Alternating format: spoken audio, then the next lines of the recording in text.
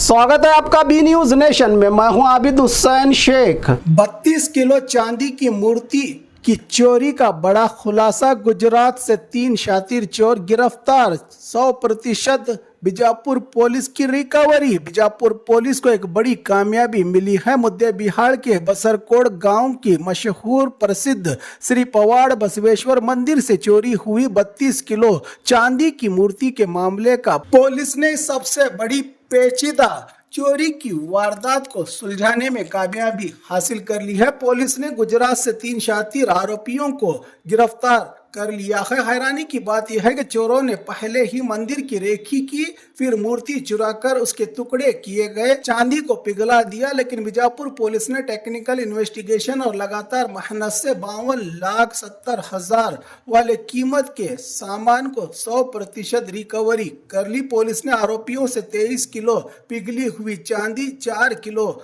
मूर्ति के टुकड़े, 1 car, 2 mobile, 2 लोहे के रॉड और कैश भी बरामद किया है। इन चोरों के पास से गुजरात के अहमदाबाद से इस शानदार ऑपरेशन के लिए बीजापुर जिला एसपी लक्ष्मण निंबर्गी की टीम को IGP north zone Sandeep Patil ने भी सम्मानित किया। पुलिस का कहना है कि इस गैंग के कुछ और साथी भी इस चोरी में शामिल थे, जिनकी तलाश जारी है। इस बड़े कामयाब डिटेक्शन के लिए आईजीपी नॉर्थ जोन ने पूरी इन्वेस्टिगेशन टीम को प्रशंसा पत्र देकर सम्मानित किया। ಬಿಜಾಪುರ ಪೊಲೀಸರು ಎಸ್ಪಿ ರವರ ನೇತೃತ್ವದಲ್ಲಿ ಮಾಡಿದಂತ ಒಂದು ಪ್ರಮುಖ ಡಿಟೆಕ್ಷನ್ ಬಗ್ಗೆ ಈ ಮಾಹಿತಿ ನೀಡಕ್ಕೆ ಈ ಒಂದು ಪತ್ರಿಕಾಗೋಷ್ಠಿ ಮಾಡ್ತಾ ಇದೀವಿ।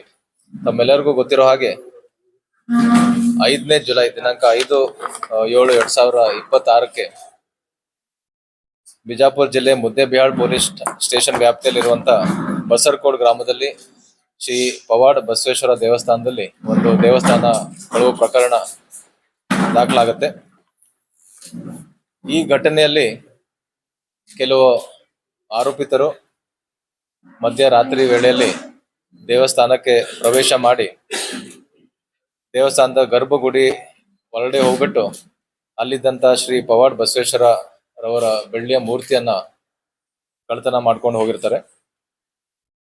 ಈ ಮೂರ್ತಿ ಸುಮಾರು 32 kg ತೂಕದಿರುತ್ತೆ। ಇದರ ಮೌಲ್ಯ ಸುಮಾರು 52 ಲಕ್ಷ ಆಗಿದೆ। ಇಷ್ಟು ಬೆಲೆ ಬಾಳುವ ಒಂದು ಕಳ್ಳತನ ಪ್ರಕರಣ ವರದಿಯಾಗಿತ್ತು। ಅದಲ್ಲದೆ ತಮ್ಮೆಲ್ಲರಿಗೂ ಗೊತ್ತಿರೋ ಹಾಗೆ ಈ ಒಂದು ದೇವಸ್ಥಾನ ಬಹಳ ಪ್ರಸಿದ್ಧವಾದಂತ ದೇವಸ್ಥಾನ ಮತ್ತೆ ಮಹತ್ವವಾದಂತ ದೇವಸ್ಥಾನ। ಬಸರಕೋಟ್ ಗ್ರಾಮದಲ್ಲಿ ಹಾಗೂ ಸುತ್ತಮುತ್ತ ಗ್ರಾಮದಿಂದ ಸಾವಿರಾರು ಜನ ಭಕ್ತರು ಈ ದೇವಸ್ಥಾನಕ್ಕೆ ಬಂದು ಹೋಗ್ತಿರ್ತಾರೆ। ಸೊ ಹಾಗಾಗಿ ಈ ಒಂದು ಪ್ರಕರಣವನ್ನ ನಾವು ಬಹಳ ಗಂಭೀರವಾಗಿ ತಗೊಂಡಿದ್ವಿ ಹಾಗೂ ಎಸ್ಪಿ ರವರು ಈ ಒಂದು ತನಿಖೆಯನ್ನ ಮುಂದಾಳತ್ವವನ್ನು ಮಾಡಿ ಸುಮಾರು 4 ತಂಡಗಳನ್ನ ಪತ್ತೆ ಕಾರ್ಯ ಮಾಡಕ್ಕೆ 4 ತಂಡಗಳನ್ನ ರಚನೆ ಮಾಡಿದ್ರು। ಈ ತಂಡದಲ್ಲಿ ಪ್ರಮುಖವಾಗಿ ಬಸವನ್ ಬಾಗೇವಾಡಿ ಉಪವಿಭಾಗದ ಡಿಎಸ್ಪಿ ರವರಾದಂತ ಚಂದ್ರಕಾಂತ್ ನಂದರೆಡ್ಡಿ ರವರು, ಮೊಹಮ್ಮದ್ ಫಜುದ್ದೀನ್ ಸಿಪಿಐ ಮುದ್ದೇಬಿಹಾಳ್ ರವರು, ಸಂಜಯ್ ತಿಪ್ಪಾರೆಡ್ಡಿ PSI ಮುದ್ದೇಬಿಹಾಳ್ ಹಾಗೂ RS ಭಂಗಿ PSI ರವರು ಹಾಗೂ ಸುಮಾರು 20 ಜನ ಬೇರೆ ಬೇರೆ ಪೊಲೀಸ್ ಠಾಣೆಯಿಂದ ಪೊಲೀಸ್ ಅಧಿಕಾರಿ ಹಾಗೂ ಸಿಬ್ಬಂದಿಯವರ ಒಂದು ತಂಡವನ್ನ ಮಾಡಿ ಬಹಳಷ್ಟು ಆಳವಾಗಿ ಹಾಗೂ ಬೇರೆ ಬೇರೆ ರೀತಿಯಿಂದ ತನಿಖೆಯನ್ನ ಮಾಡಿ ಪ್ರಕರಣನ ಪತ್ತೆ ಮಾಡಿದ್ದಾರೆ। ಇದರದ್ದು ವಿಶೇಷತೆ ಏನಂತಂದ್ರೆ ಈ ಒಂದು ಪ್ರಕರಣದಲ್ಲಿ ಭಾಗಿಯಾಗಿರುವಂತ ಆರೋಪಿತರು ಸ್ಥಳೀಯ ಆರೋಪಿಯವರು ಆಗಿರಲ್ದೆ ಬೇರೆ ರಾಜ್ಯದ ಆರೋಪಿತರಿದ್ದು ಬಿಜಾಪುರಿಗೆ ಬಂದು ಈ ಒಂದು ಕಳ್ಳತನ ಮಾಡ್ಕೊಂಡು ಹೋಗಿರ್ತಾರೆ। ಸೊ ಯಾವುದೇ ತರದ ಒಂದು ಕ್ಲೂ ಇಲ್ಲದೆ ಇದ್ದಂತ ಒಂದು ಪ್ರಕರಣವನ್ನ ಬಹಳ ಉತ್ತಮವಾಗಿ ತನಿಖೆಯನ್ನ ಮಾಡಿ ಅಹಮದಾಬಾದ್ ನಗರದಿಂದ 3 ಆರೋಪಿಯನ್ನ ಈ ತಂಡ ದಸ್ತಗಿರಿ ಮಾಡಿದ್ದಾರೆ।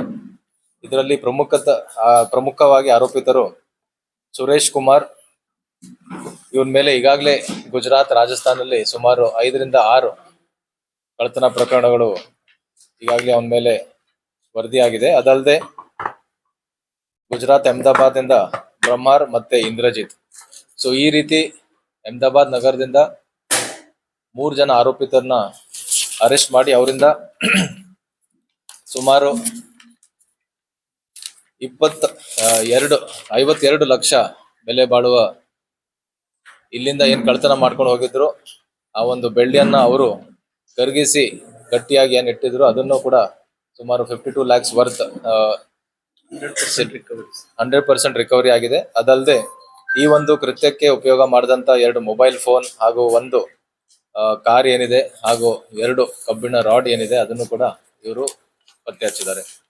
ಸೊ ಹಾಗಾಗಿ ಈಗಾಗಲೇ ನಾನು ಹೇಳಿದ್ದೀನಿ, ಇದು ಬಹಳ ಉತ್ತಮವಾದಂತ ಒಂದು ಪತ್ತೆ ಕಾರ್ಯ ಇದೆ.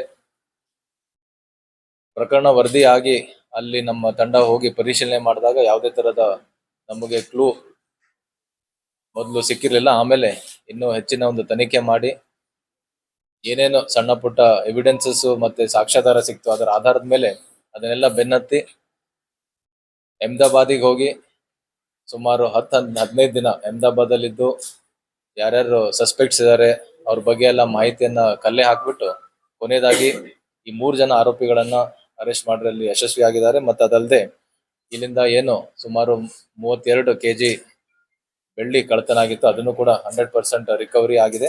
ಮತ್ತೆ ಸುಮಾರು ಈಗಾಗಲೇ ಹೇಳ್ದಂಗೆ 52 ಲಕ್ಷ ಮೌಲ್ಯದ ಕಳುವಾದ ಮಾಲುಗಳನ್ನ ನಾವು ಜಪ್ತಿ ಮಾಡಿದ್ದೀವಿ. ಈಗಾಗಲೇ ಹೇಳಿದ್ದೀನಿ, ಇದು ಒಂದು ಬಹಳ ಉತ್ತಮವಾದಂತ ಪತ್ತೆ ಕಾರ್ಯ. ಎಲ್ಲ ಇಲ್ಲಿ ಈ ಒಂದು ತಂಡದಲ್ಲಿದ್ದಂತ ಅಧಿಕಾರಿ ಸಿಬ್ಬಂದಿಯವರಿಗೆ ನನ್ನ ಅಭಿನಂದನೆಗಳು. ಹಾಗೂ ಈ ಒಂದು ತಂಡವನ್ನ ಮೇಲ್ವಿಚಾರಣೆ ಮಾಡಿ ನಿರಂತರವಾಗಿ ಈ ತನಿಖೆಯನ್ನ ಮೇಲ್ವಿಚಾರಣೆ ಮಾಡಿದಂತ SP ಅವ್ರಿಗೂ ಕೂಡ ವಿಶೇಷ ನನ್ನ ಅಭಿನಂದನೆ ಹಾಗೂ ಅವರ ಇಡೀ ತಂಡಕ್ಕೂ ಕೂಡ ಅಭಿನಂದನೆಗಳು. ಹಾಗೂ ಇಲಾಖೆ ವತಿಯಿಂದ ಅವರಿಗೆ ಸೂಕ್ತವಾದ ಒಂದು ಬಹುಮಾನವನ್ನು ಕೂಡ ನಾವು ನೀಡ್ತೀವಿ. ಬಸರ್ಕೋಡ್ ಅಪರಾಧ ಪ್ರಕರಣಕ್ಕೆ ಸಂಬಂಧಪಟ್ಟಂತೆ ಈ ಅಪರಾಧಿಗಳು ಜೂನ್ ತಿಂಗಳಲ್ಲಿನೇ ಒಂದು ಸಾರಿ ಬಂದು ಹೋಗಿರ್ತಾರೆ.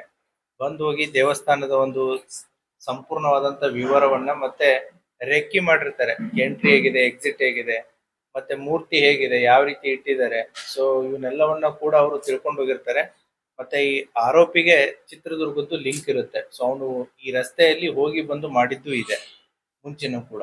ಸೊ ಈ ಹೈವೇ ಮೇಲೆ ಹೋಗಿ ಬಂದು ಮಾಡಿರೋದ್ರಿಂದ ಈ ದೇವಸ್ಥಾನ ಕಳ್ತನ ಮಾಡೋದೊಂದು ಹ್ಯಾಬಿಟ್ ಇದೆ. ಯಾಕಂದ್ರೆ ಅವನ ಮೇಲೆ ಒಂದು 5-6 ಕೇಸ್ಗಳು ಈಗಾಗಲೇ ರಾಜಸ್ಥಾನ ಮತ್ತೆ ಗುಜರಾತ್ನಲ್ಲಿ ಆಗಿದಾವೆ.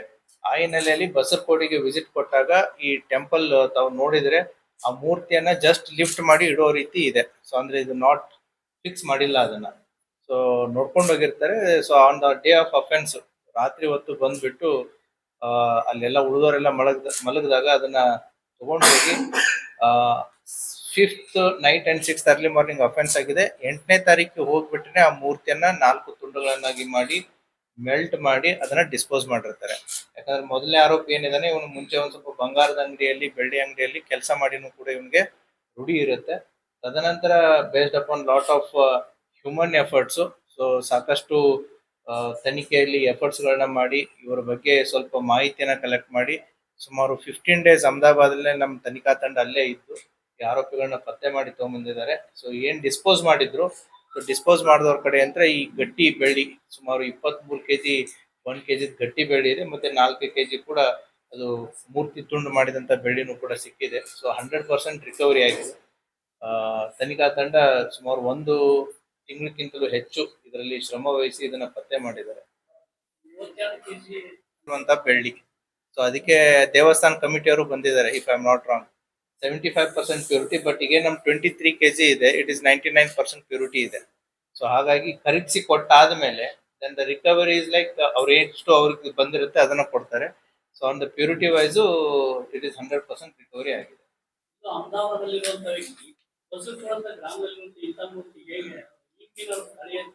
ಲಿಂಕ್ ಅದು ಸ್ಥಳೀಯವಾಗಿ ಏನೂ ಇಲ್ಲ. ಅವರು ಚಿತ್ರದುರ್ಗದಲ್ಲಿ ಕೌಟುಂಬಿಕ ಸಂಬಂಧಗಳು ಇರೋದ್ರಿಂದ ಹೋಗಿ ಬರೋದು ಅವನಿಗೆ ಗೊತ್ತಿದೆ, ಈ ರಸ್ತೆ ಗೊತ್ತಿದೆ. ಬಟ್ ಇವನು ಟೆಂಪಲ್ಸ್ ಗಳನ್ನ ಸರ್ಚ್ ಮಾಡಿದ್ದಾರೆ ಇವರು. ಇದೇ ಬಸರ್ಕೋಡೆ ಮಾಡ್ಬೇಕು ಅಂತ ಮಾಡಿದ್ದಲ್ಲ. ಸೊ ಈ ರೀತಿ ಹೈವೇ ಅಕ್ಕಪಕ್ಕ ಇರುವಂತ ವಿಲೇಜಸ್ ಗಳಿಗೆ ಹೋಗ್ಬಿಟ್ಟು ಚೆಕ್ ಮಾಡಿದಾಗ ಈ ದೇವಸ್ಥಾನ ಅವರಿಗೆ ಈಸಿ ಟಾರ್ಗೆಟ್ ಆಗಿದೆ. ಊರ್ ಹೊರಗಡೆ ಇದೆ, ವಿಶಾಲವಾಗಿದೆ, ದೊಡ್ಡದಿದೆ. ಮತ್ತೆ ಆ ದೇವಸ್ಥಾನಕ್ಕೆ ಹೋಗಿ ನೋಡಿದಾಗ್ಲೂ ಕೂಡ ಮೂರ್ತಿಯನ್ನ ಲಿಫ್ಟ್ ಮಾಡೋದಕ್ಕೆ, ತೆಗೆಯೋದಕ್ಕೆ they have found the opportunity. ಹಾಗಾಗಿ ದೇ ಹ್ಯಾವ್ ಟಾರ್ಗೆಟೆಡ್. ಈ 3 ಜನ ಆರೋಪಿತರಲ್ಲಿ ಮೊದಲನೇ ಆರೋಪಿ ಏನು ತಮಗೆ ಕೊಟ್ಟಿದೆ ಸುರೇಶ್ ಕುಮಾರ್ ಅನ್ನೋನ್ ಮೇಲೆ ಅವನ ಮೇಲೆ ಗುಜರಾತ್ ಮತ್ತೆ ರಾಜಸ್ಥಾನದಲ್ಲಿ ಒಟ್ಟು 5 ಕೇಸ್ಗಳಿವೆ. ಕರ್ನಾಟಕದಲ್ಲಿ ಇದೇ ಫಸ್ಟ್ ಕೇಸ್. और खबरों के लिए देखते रहिए बी न्यूज नेशन। बीजापुर का सबसे बड़ा इन्वेस्टमेंट अपॉर्चुनिटी जमुना नगर प्रीमियम यानी लेआउट की बुकिंग शुरू। सोलापुर बेंगलुरु हाईवे के पास KGP फुल यानी KIADB industrial area, prime location, town planning approved layout और फाइनल CC अप्रूवल के बाद बैंक से भी मिलेगी। खरीदी के बाद आपको सहूलत CC road, water, electricity, UGD, garden और ओपन जिम जैसी मॉडर्न सहूलियात के साथ रजिस्ट्रेशन और कंस्ट्रक्शन के लिए रेडी प्लॉट्स। आज ही बुकिंग कीजिए और शानदार ऑफर्स का फायदा उठाइए। जमुना नगर, आज का इन्वेस्टमेंट कल का बेहतरीन फ्यूचर।